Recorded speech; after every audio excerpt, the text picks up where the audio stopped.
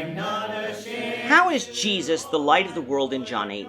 This is the question that we seek to answer today as we continue our verse-by-verse study of the book of John on Walking Through the Bible.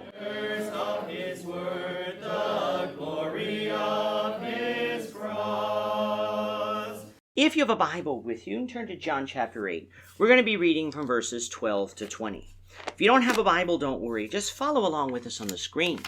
The version that we'll be reading from is the New King James Version. So John chapter 8, beginning of verse 12. Then Jesus spoke to them again, saying, I am the light of the world. He who follows me shall not walk in darkness, but have the light of life. The Pharisees therefore said to him, You bear witness of yourself. Your witness is not true. Jesus answered and said to them, Even if I bear witness of myself, my witness is true, for I know where I came from and where I am going. But you do not know where I came from and where I am going. You judge according to the flesh. I judge no one. And yet if I do judge, my judgment is true, for I am not alone, but I am with the Father who sent me. It is also written in your law that the testimony of two men is true. I am one who bears witness of myself, and the Father who sent me bears witness of me. Then they said to him, Where is your Father? Jesus answered, You know neither me nor my Father. If you had known me, you would have known my Father also. These words Jesus spoke in the treasury, as he taught them in the temple, and no one laid hands on him, for his hour had not yet come. In our last lesson, we discussed the story of the woman taken up in adultery. We determined that this story is authentic to the book of John and placed in the correct place in the narrative.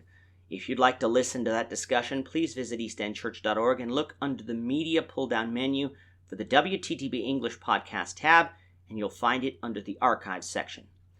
Starting in verse 12, although the scene shifts slightly, the overall day of the week and approximate time period on the day does not.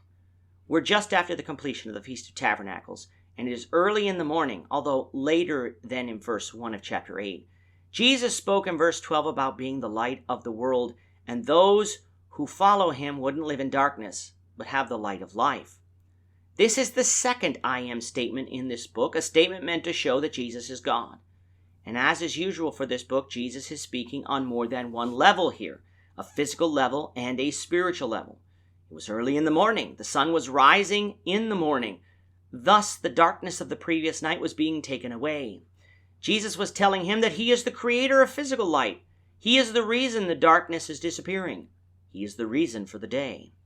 But on a spiritual level, just as John 1 said, Jesus is also the provider of spiritual light. He exposes sin, just as he did in verses 1 to 11 of this chapter, but he also provides the way out of darkness and back into the light, which is to follow what he says. Now, of course, the Pharisees were still within earshot of Jesus, and so they objected to what he said about following him. Their complaint was that Jesus is only bearing witness of himself, and his witness is not true. Now, I don't believe the Pharisees were out and out calling Jesus a liar in front of the people, but rather pointing Jesus to the scripture he had just pointed to them earlier in this chapter, which was that testimony cannot be established merely on the testimony of one witness, but only on at least two witnesses. And since Jesus didn't have another witness, then they couldn't determine the validity of Jesus' claims, and therefore were justified in not following him. Now, many of these issues concerning Jesus' witnesses were dealt with in chapter 5, but that was about 18 months prior, so it is only natural for the unbelieving Pharisees to bring up the same objections. Jesus said that even if he bore witness of himself only, his witness could still be valid because he knew where he came from and where he was going, but it was impossible for them to know where he came from and where he was going because they did not pre-exist this earth. In other words, Jesus is saying that he doesn't judge according to the flesh like they do. He has a higher form of judgment because he is God himself, who knows all and can speak of all. But Jesus isn't alone in his testimony. God the Father bore witness of him too. The Father bore witness of Jesus at his baptism and through the works that Jesus performed and the words that Jesus taught.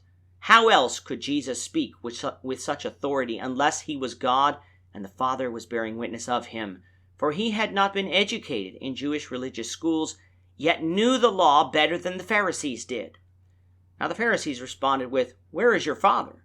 I'm sure they meant his earthly father, for if they could call him before them, Then perhaps that man could straighten Jesus out. Jesus responds by saying that they didn't know him nor his Father, for if they had known him, they would have also known the Father.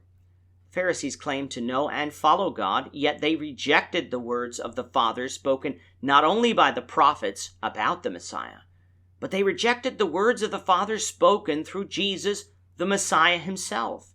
Remember, John 1:18 says that one of the missions of Jesus was to declare the Father to mankind. If mankind refuses to hear Jesus, they cannot know God.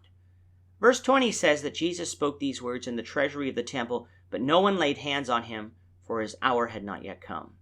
To us, this might be skipped over as words on the page, but in saying where Jesus was, showed how bold Jesus was in where he taught. The treasury was located in the court of the women at the temple, and was likely the most public place in the temple. This is where Jesus would be across from when he witnessed the widow giving her offering in Mark 12:41-44. The treasury was located not too far from where the Sanhedrin met on the temple grounds, so Jesus was teaching here within earshot of the headquarters of his worst enemies. And although Jesus is not yet ready to hand himself over to those enemies, he is setting the stage by building up their hatred towards him. With that, our time is up for today. The Lord willing, we hope you'll join us for tomorrow's discussion of John chapter 8, verses 21-30, as we continue our walk through the Bible, one verse at a time. Thank you for watching today's episode. We hope that you found it edifying and ask that you not only subscribe to our channel and podcast, but that you like and share this episode among your friends, so that the saving gospel of Jesus Christ can go out to the whole world.